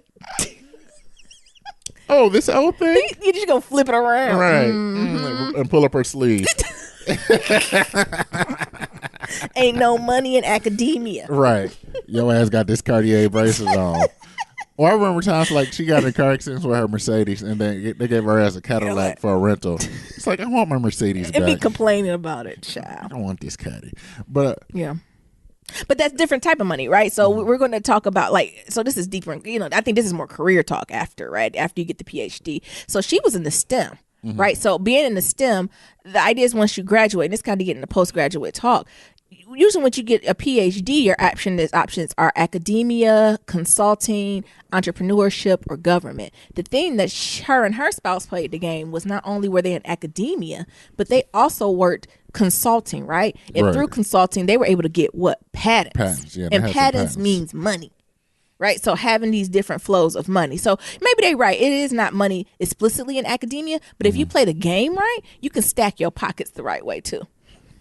But yeah, that's how I'm just clarifying that point. yeah, no problem. So I'm a poor nigga from Detroit. She's a Iranian woman who's wearing Cartier and driving Mercedes Benzes. And we spent like the first year and a half just bumping heads. Just bumping heads. Because like the way she had just talked to me, and I'm like, I'm not having that shit. And the way I talked to her ass back, she's like, she ain't having this shit either. And what Nyambi tell you? What Nyambi and Nia tell you? Be nice to your advisor. Fuck that. Like the Whitney Houston song, run to her. No. Love her. I'm not running And to I will nothing. always love you. It was so should be a much scene so. from a Bodyguard at the end. You know, at the end with her and Kevin Acosta on the plane, and she run off the plane. They run to each other. Whenever you see your advisor, you should play that scene. So much so that I should just call her my baby mama. Like, I don't want her. I don't want her to be around, but I need her, and I need to talk to her to get through this. And then my baby was this damn degree. Y'all had joint custody. We just had joint custody, and I didn't want to be around her ass.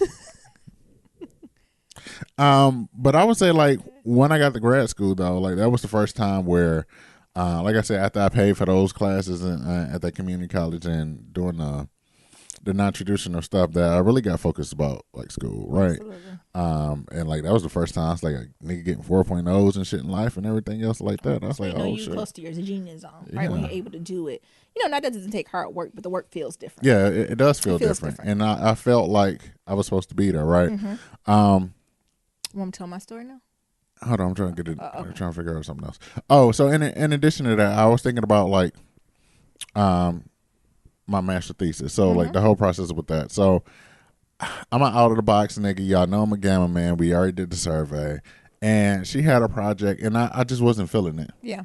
And I didn't want to do it, and I wanted to do something else. And it kind of fell in line like with my weight loss journey, fitness journey, and things of that sort. So I wanted to do something that fit more for me and got me more excited. And it took a while for her to actually believe in me, right? So much so that I did the project at another university. Yeah. So while she was like, no, you shouldn't do this. I'm not letting you do this. I went to go find someone else, another professor at another university, built a relationship, came up, interned at her lab, provided her with my research idea, got the IRB, did the research there, and then internal, like you had to say, the IRB is just a process in which you get research approved at university. Yeah. To do the work, like at university, you just can't go around running experiments because that's what white people used to do on black people and animals. So there's a review boards that talked about ethics of certain research, and that's what IRB is. Yeah, correct. Did the project, wrote up everything, and then brung it to her. Yeah, because complete, right? Never bring your advisors. What is it like templates? No. Like, you don't bring them that. You go through it, make your drafts, have somebody read it, then you bring it to them. But go ahead. And then she still wasn't impressed, really. Of course. They're never impressed. That's grad school. Right. It's never, and that's tips folks in grad school. They're never going to be impressed. Never impressed. If you're waiting on that, honey, your confidence is going to be in the shitter. But at my master thesis, I had the nerve to sing all types of praises. Of course, that's what they're going to do. That's what they should do. Yeah. So that's what my journey was. Nice. I'll be brief for a reminder that we can kind of give tips. So I went directly after undergrad. I graduated in December, so I had a whole semester off before that following year, which it began. During that time off, I actually was a substitute teacher and worked at a variety of other bot stores just to make some extra money because I was moving out of state. But because for some reason, I felt like if I didn't get out of state, then I never would. And I wanted to at least experience what it was to live out of state. And it's almost a little bit similar to my undergrad experience. So maybe that's why I made such a quick jump to come to Colonizer Valley, because the schools I applied to, the one I wanted to really go to, should I put it on blast? The school, I'm put on the blast school. That's the school I wanted to go to. I wanted to go to Michigan State, but they waitlisted me, and I was done. Right, all the other schools I applied to was like, yes, black bitch, come in. So kick rocks, Michigan State, especially what they're going through now. Like, I'm gonna put them on blast. And that was almost the goal, because they had the program I wanted to go to was top in their field. But then after that, I started getting into other schools. And one of the schools that I thought was a jump for me to get in, I actually got in. Do you remember NYC? Yeah. And I got into NYC, and I'm like, shit, I'm about to be Sex in the City. And again, who hating mama come? My mom was anti-New York. My mom was like, you do not need to go to New York City. I'm not seeing it for you. And it was between, I got in other schools, but the other schools was kind of they was good, but location-wise and just aesthetics, they weren't. The location was whack. They were whack locations. But the people were good. But the people were good at NYU too, right? But it was just shit. So it was NYU and another school on the East Coast. I won't say the name because it's trash. Now. Eventually I'll let y'all know. But I got into that. But the thing on the other school I decided to go to gave me a full ride. Gave me a full ride for graduate school at NYU. It was about 75% ride. And what was the good thing about the NYU one was the NYU provided my housing. Right. Because I would think I would have been living in Brooklyn. I think I would have been a RA or something. Maybe I should say I got my degree in administration. So my GA-ship is something that you get. It's a service to the university. In exchange, they either pay for your tuition, give you some type of stipend to live, all mixture of it, right? And so that GA-ship for NYU was with the School of Ballet. And so I'd been living in Brooklyn, but the thing is they didn't give me full tuition. No. I think they gave me 50% tuition. It was either 50 or 75% tuition, but whatever it wasn't enough because it was NYU, right? So it was New York State graduate credits, and I was out of state, so I wouldn't even be eligible for in-state to after a year. So that money just was right. Look, how much is it for full credits? Right. I think full credits, it was we talking about $40,000. It's shit for 5 credits. It was getting to that type of point, but what the other school was giving. But I was you know what, this school, all right, let's try it. Right, it's still close enough. I went, and my program was a little different. So NERM program wasn't cohort based. Mine was cohort based, which is a blessing and a curse. I recommend cohort based, especially for folks who are maybe younger, straight from undergrad to grad. I think it helped with the transition, right? Because you're surrounded with other folks who are making the transition, and also you within your cohort, if the school does a decent job, you have a mixture of folks from different walks of life and different experience where you're able to learn from, right? So you're able to pick up on social cues. You're able to learn to learn together. Like that was really beneficial.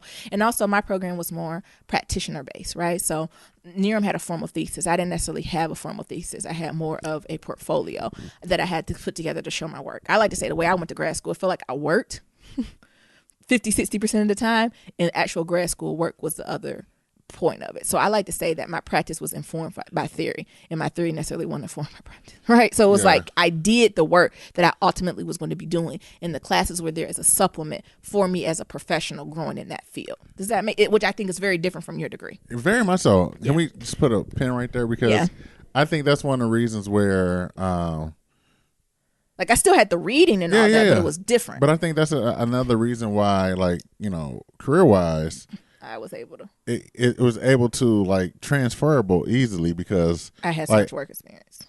Everything that you did in that program considered was like work experience versus for me, like, doing research or reading these articles, like that don't necessarily like translate to it. Yeah. But like yours, it was like right on. Yeah. Right. Yeah. So and that's another reason I really liked that program, because y'all know I was coming after being a bio major. Like I wanted to jump into a career. Like I wanted to make some money. I wanted to be independent. Like I wanted to have hard skills that I could apply. And I also wanted to get a degree that because knowing coming from undergrad, I got this bio degree that I ain't really doing nothing with it. Right. When I got this master's degree, if I want to drop this profession altogether, I still want to be able to do something with it. And thank you, Lord, I'm able to do that, right? Because I'm not in my necessarily air quote field now, but the degree that I did still applies. Right. So that was something that was really big to me, and navigating through that experience. I would say similar stuff to classwork for NERM. The only difference is since we're cohort, we followed each other.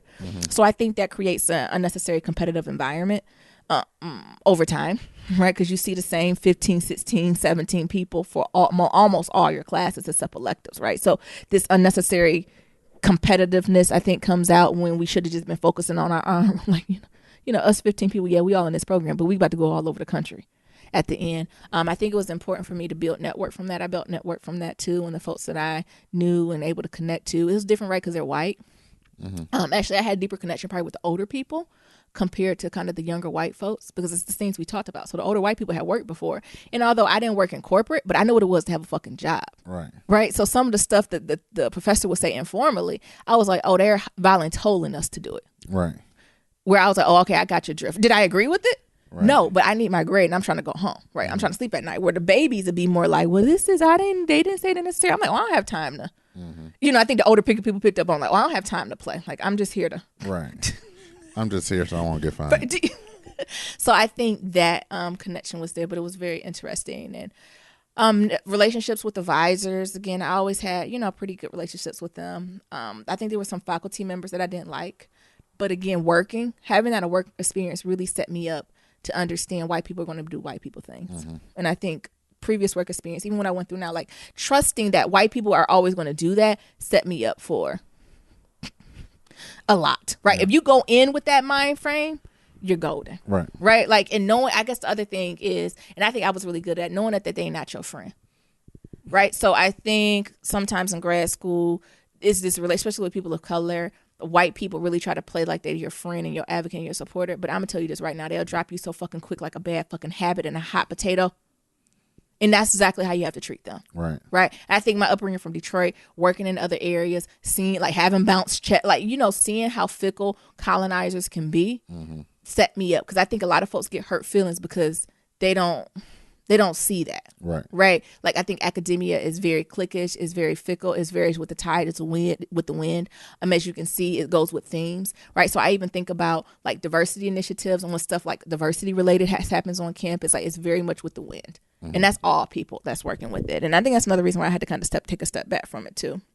But other tips for graduate school, same with undergrad, get connected to the Brown community. Yeah. Make sure people know your name. Right. Make sure people know who you are. build a relationship with your advisor. It doesn't have to be best friends, but a built on respect. A respectable relationship. Meet consistently with your advisors. So consistently, I would say if it's your first year, you need to meet at minimum with your advisor every 2 weeks. Yeah, every other week. I would say every other week. But some advisors, some of y'all got famous advisors. And I don't necessarily agree with it. I say have famous people on your committee. Right. But don't let your advisor be the famous one because they're too busy on Essence. Right. You know what I mean? They too busy on CNN. They media darlings. They on CNN. Have them on your committee. Or readers, right? Don't have them as your advisor. They chasing the next protest and everything. You supposed to have a meeting to talk about your plan of study. They in Ferguson. Next thing you know, Ferguson happened. They in Ferguson for 21 days. And now your dissertation pushed back a year. No shade to Ferguson. But they ass in Ferguson on CNN. But to have them on your committee, you can send them something and they'll peruse through the first chapter. Right. Just make sure you cite them. That's the only part they're going to read. Exactly. I would say also come with agendas. Yeah, always come with an agenda when you meet with your advisor. So, what you're doing, what you're working on, what you're not working on, any questions, and also how you're doing in class. Because that's the key too. Everything you're doing in class, what they're going to do is lie to your little black ass and say, discover the world. Figure out what you want to do. Talk about everything. No. Figure out what you want to do. Figure out your topic. Figure out your project. At least your realm, right? Yeah. Maybe I shouldn't say. You don't have to narrow down to your dissertation topic, but a subset of an area that you're interested in. That so that you can use that later on for your dissertation, for your literature review. Thesis. Because that's more or less what I did. Like I used everything, every project that I did related back to my master thesis. So when it came time for me to write my master thesis, over the summer, like I can just go back to all that stuff. So the 20-page paper that I had to write for my first semester, that took me long as hell to do. Yeah. I had all that information. Exactly. The 40-page paper I had to write the next semester, the 60-page paper. Yeah. Like all these papers that I had to do and all types of research or different matrices I had to create. I did all that with a particular topic in mind. And when we mean that, so we're not saying you don't do a deep dive. For example, I'll use me. So if my topic was I'm interested in underrepresented populations in higher education. Right. Say if that's the area I am interested in, I might not know exactly what that means because you need to get that narrowed down. Mm-hmm. Like, so if you're doing dissertation thesis, that need to be narrowed down to like African American women in engineering programs, like that's how deep you need to get into the topic for your dissertation, right? Because you don't need big topics. But overall, arching is underrepresented persons in higher education, right? So each paper I should do should be related to that. Right. So how African American women navigate, blah, blah, blah, to how Asian, blah, blah, blah, navigate to this. I don't then need to wake up and be like, I want to examine the history of the Counseling Center of Higher Education. No. Hey, bitch. That don't relate to this. Now, if you want to do that in through the lens of underrepresented students, you can. But don't be going in left field. Don't be going back and forth, right? I'm trying to see. You need to be making sure you're keeping up your CV. Yeah. That first year, 2 years, you need to be trying to add something to that once a month. What's important to advisors are presentations, publications, and A's, and making sure you're doing these types of things. Another things I think folks overlooked is showing appreciation and gratitude to your advisor. Yeah. So I was trying to figure out how you can get them nominated for something, even if they don't win, even if it's a trash nomination, right? Because everyone because it's gonna come in their inbox that so-and-so nominated you for advisor of the year. And in your head, you be like, they ain't even advisor of the day. Right. Of the hour. Can't stand that hoe. But then they be like, oh, Neroms. You got an email? Look, this me. Hey, Dr. So-and-so. You nominated me? Nobody's never nominated me for anything. I can't imagine why. You know what? During winter break, take the whole winter off. So, we got plenty of tips like that, right? And when you're meeting with advisors, I know we back and trip the meeting, make sure you follow up with the email. Every meeting you have with your advisor, you write minutes and you follow up via email. So you have that paper chase. I'm not saying they are lie, but they've been known to lie. They are known to lie. And unintentionally. use my formula. So the formula I used to say was like, and this is what I used to do in my job too. Like, hello, such and such. It was a pleasure meeting with you. Job. This is usually you know, this is just me following up on the meeting, so I make sure I don't have anything wrong. Yeah. We talked about X, Y, and Z. You know, I said I was going to do this. You said you was going to do this. You said you was going to provide this by X, Y, and Z. I said I was going to do what by X, Y, and Z. And then at the end, I used to say, you know, please respond within 72 hours if there's any corrections that need to be had. If not, I'm assuming this is to be taken as fact. So when it don't, you can be like, well, on the email that I sent on December 33rd, I said I was going to do this, and you said you was going to do that. And they be like, oh, I guess you're right. I meant to say, well, shoulda, coulda, woulda. Like I said, please respond in 72 hours. Even if you need an extra 72 hours to reread it. Yeah. But that's the thing, because a lot of times what you'll find out is that they have what I like to call like selective amnesia. Yeah. Or just that's better than saying lying. Or just professional amnesia. Because what they'll do is that when it comes to fucking advisors, they're so damn brilliant that they are thinking about the shit 15, 20 steps ahead. Absolutely. And they always thinking about, well, what if we did this? What if we did that? Yeah. What if we did this? And they ain't tell you. I should tell Naomi to do this. And they don't tell Never tell you that. And then you meet with your ass. Naomi, where's that lit review? What lit review? The lit review I told you to do last meeting. You ain't tell me about no lit review. Yes, I did. Yes, I did. You're not focused. You're not paying attention. Right. And then they start talking about how you unfocused and shit, and how you might not should be here because you can't pay attention. Meanwhile, you got all the notes, and they ain't mentioned a goddamn thing about a lit review. Yeah. Why? Because they was talking to one of their colleagues about it, about the damn product over a fucking drink or getting high and shit, and they ain't tell you about it. Yep. That happens a lot in grad school. A lot more times than you can count. And a lot of people done got kicked out of programs, lost degrees, just because they ain't know how to speak their language. Because their advisors assumed they told your ass something, and they didn't. Advisors ain't good at being said they wrong. No. They ain't good at and they not going to tell you they wrong. And it's way for, let's check the email. Let me forward it to you. And then you let them read it. Oh, I must have not. Oh. Yes. And you don't even got to say what they did and didn't do. No. You forward it to them. Per our email. Let me see what the notes say. So, and then once they know you're taking notes, right, they got a different heightened sense of accountability to you. Right. Because they be like, oh, this motherfucker ain't about their shit. They about their shit. Because once you keep it all loosey-goosey, that's how the shit happen. That's how they get you. It only took me one semester to figure that shit out. And then every meeting, if I seen them in the hallway and they asked me to do something, you follow up. I'd follow the fuck up, and it's time consuming. Yep. But I just had, and you just have a folder with all it in there. Yes, I'm telling you, it is time consuming. You be like, man, fuck that shit. But I'm telling you, it would come in the clutch. Yep. Because they always got some shit. That's the one thing about advisors. They always got some shit planned for you to do, but they'll never tell you about it. Yeah. Yep. And then they be looking at your ass crazy, like, oh, you unfocused. Yeah. But if you get their ass, every communication you have with their ass, you send a fucking email and you say, if there's any corrections, follow up within 72 hours. And if it don't follow up, it's their fucking fault. Yep. And then you can go back to those emails, because I'm telling you, it's going to happen. Especially being a brown person. Because they're going to think you're a fucking liar, a cheater, and a dope fiend manipulator because you fucking black. And a gutter snipe. And a gutter snipe.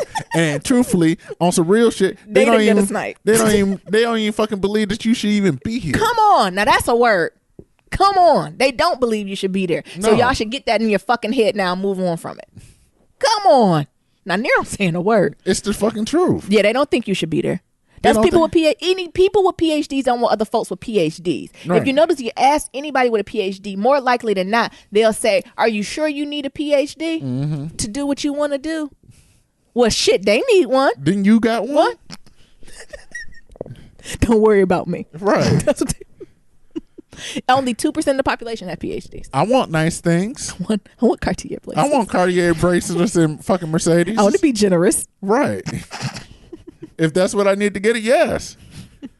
But and that's some real shit. Like, you got to find your community, because you can't find it within your cohort. Yep. You can't find it within your advisor. Yep.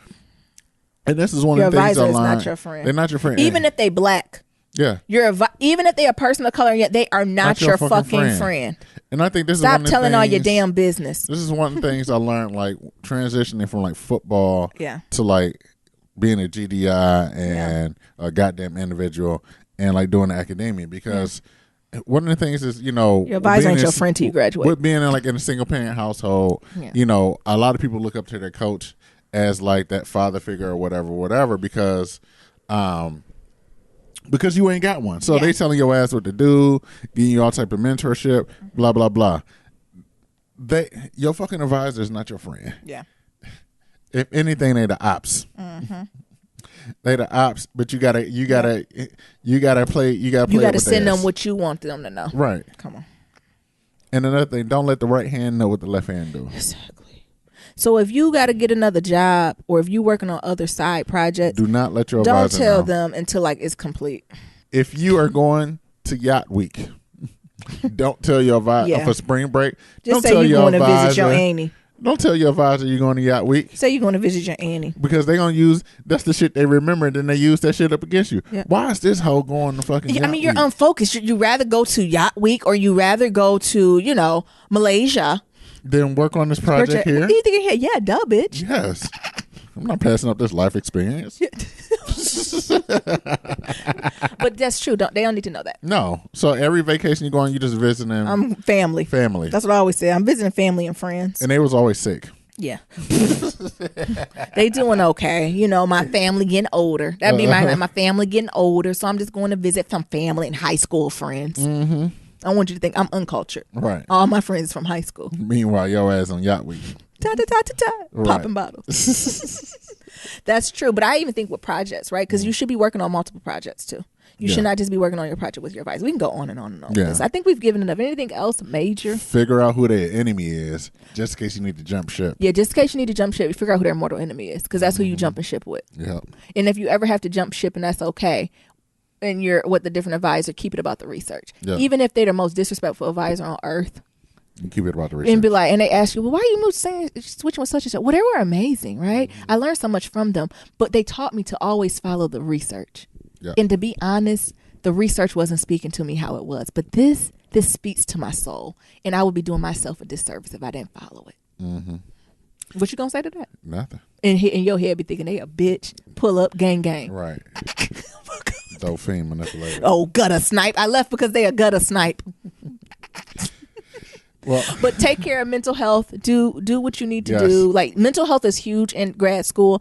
If any time you need a therapist, that is the most important time to get a therapist, is in grad school, because you will be challenged. Like, I feel like I grow so much intellectually, but you will learn how little you know. Yes. You know shit. You don't know anything. You don't know any of that, right? You learn how to read critically. You learn how to just think. Like, I think that was my favorite part of grad school. Exercise. Oh, yeah, because you're going to get fat. You thought the freshman 15 was or something. The grad school 100. What is this? What, I gained 100 pounds? I'm obese in grad school. Grad school 50 in this Grad school 50 is serious. And it ain't cute 50. You know, 15, you can get another outfit. 50. You need a whole new wardrobe. 50, please, a new store. You transition. You may jump from Forever 21 to Lane Bryant. You like, this ain't the same clothes. These ain't the same fits. Did we answer all the questions now? I think we did like all the tips or anything you wish you would have did differently, habits for success. No, I think we hit all that. Yeah. What about what you wish you want? What support you wish you had from your parents or others? That's a hard one, because parents really don't understand that grad school never ends. They don't. Yeah. It ain't no Christmas break.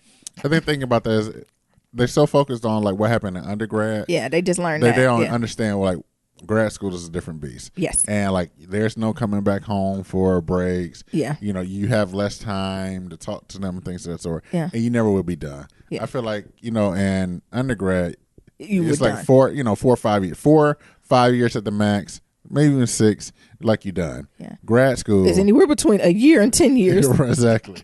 When you graduate, anywhere between a year and 10 years. Exactly. But even I think about on breaks. So I feel like in undergrad, when you're on break, you're pretty much on break. But in graduate school, summer or winter, you working, maybe just not as much, but you're still doing some form of work. Right. And they don't understand when you got to sneak away and, write a paper, or your advisor's asking for something Christmas Eve, right? Again, talk about work-life balance and select an advisor, which is, I think that's a different episode. Like, how do you choose grad school? What do you look for? Those types of things. But if you know who, I always said, if you signed up, I think this is Nia who said, if you signed up to work with a woodworker, that's your advisor, you going to learn how to work wood, how they do work wood. You can't sign up with a woodworker and then flip it on them in the middle to be like, well, I really want to blow glass. Because the woodworker advisor going to be like, I don't fuck with glass. I fucks with wood. Right. So you're either going to do it my way or get out of here. Right. So I think that goes to research, interest, style in which advisors operate. Right. So if you know you got a workaholic advisor without no work-life balance, guess who gonna join them? You. Don't think you about to come in the lab and create a 8 out like this work-life that ain't what it's gonna be. Right. So anyway, what else? Come in before them, leave after them. Yes, always. Even if it's 5 minutes. Yeah, just a 5 minutes, especially in the initial, because they watching you. Yes. And the thing is, sometimes you ain't even doing work. I remember I used to bring a book. Just, and not forever, right? But just to establish a certain level of rapport. Yeah, because I remember I remember sitting in the lab. Give your advisor work ethic +1. Yeah. I remember just sitting in the lab like, damn, where is fucking Lee? Why won't she go? Because she always stopped by the lab like after she left. Yep. Like before she left. Yep. Fucking go.